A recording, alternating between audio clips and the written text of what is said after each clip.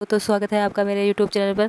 Video में आगे बढ़ने से पहले चैनल को सब्सक्राइब करें और बेल आइकन को प्रेस करें, जिससे आपको मेरा वीडियो सबसे पहले मिलेगा। तो आज के एपिसोड में हम देखेंगे कि कैसे दीपा दीपा सूरज के घर आ जाती है अपने बच्चे को लेकर कि तुम्हें इस बच्चे को अपनाना ही होगा, तुम इसे अपना नाम देना होगा, तुम इसे अपने नाम दोगे कि नहीं जब तक मैं यहाँ से नहीं जाऊँगी। लेकिन वह उस जाते ही उसे अपनी अपनी कही हुई बात याद आ जाती है और वह घर की दहलीज को लांघती नहीं है और वहीं खड़ी हो जाती है और वहीं पर अपनी बेटी को दहलीज पर नीचे रख देती है और बोलती है कि सूरज जी, आपको अपनी बेटी को अपनाना ही होगा। ये कहकर तेज जोर से आवाज़ लगाती है। तभी सभी घर वाले बाहर आ जाते हैं और सूरज भी आ जाता है। सूरज तालियां बजाते हुए आता है और बोलता है कि वाह क्या बात है, एक नया नाटक और शुरू कर दिया है तुमने। तुम अच्छी स्क्रिप्ट याद करके लेकर आती हो।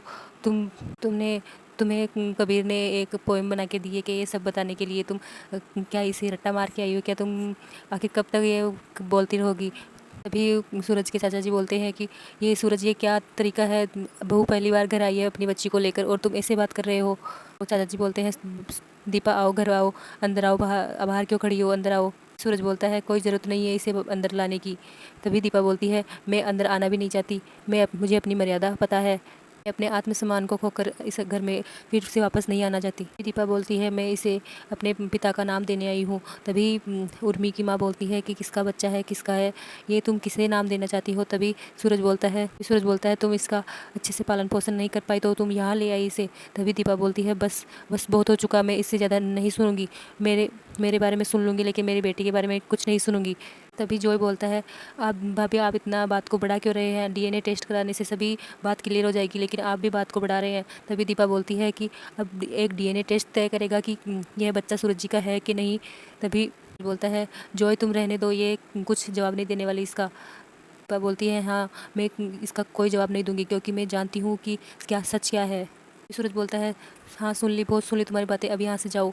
तभी उर्मी बोलती है कि दीदी तुम्हें सुनाई नहीं दे रहा क्या?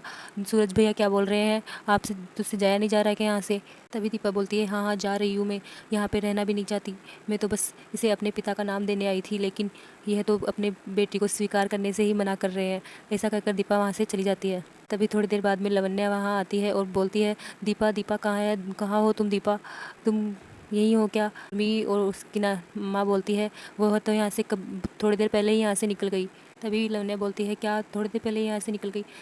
तभी उर्मी बोलती है हाँ, वह तो घर के अंदर तक नहीं आई, वो तो दहलीज पर ही खड़े होकर अपनी बच्ची को नीचे रखकर इसे बहस करके चल वापस चली गई। उसे सूरज के चाचा जी बोलते हैं क्या ऐसा ऐसा था, वह खुद चली गई? लेकिन तभी लवन्या बोलती है क्या हुआ दीपा को, कैसे वह यहाँ से कैसे चली गई? सूरज के चाचा जी बोलते हैं कि उसे यहाँ से बेइज्जत करके भेजा गया है। तभी लवन्या बोलती है मेरी ही गलती है, मैंने ही उसे यहाँ आने के लिए बोला था और मैं ही यहाँ पे मौजूद नहीं थी उस समय, मैं अपनी गलती का पश्चाताप कैसे करूँगी? यह कहकर दहलीज पर बैठ जाती है और रोने लगती है। सूरज गुस्सा होता है और रोने लगता है और गुस्से में हॉस्पिटल चला जाता है।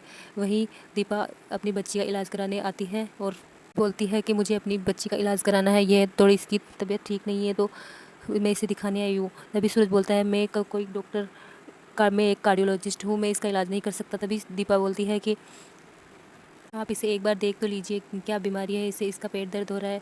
तभी सूरज बोलता है मैं इसे देख देता हूँ थोड़ा, लेकिन तुम इस मुझसे कुछ ज़्यादा उम्मीद मत रखना। तभी दीपा बोलती है एक बार आप देख तो दीजिए। सूरज अपनी बेटी को देखने लगता है, क्या सूरज अपना लेगा अपनी बेटी को या फिर नहीं?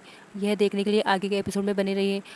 अगर वीडियो अच्छा लगे तो लाइक एंड सब्सक्राइब करें। Thanks to watching.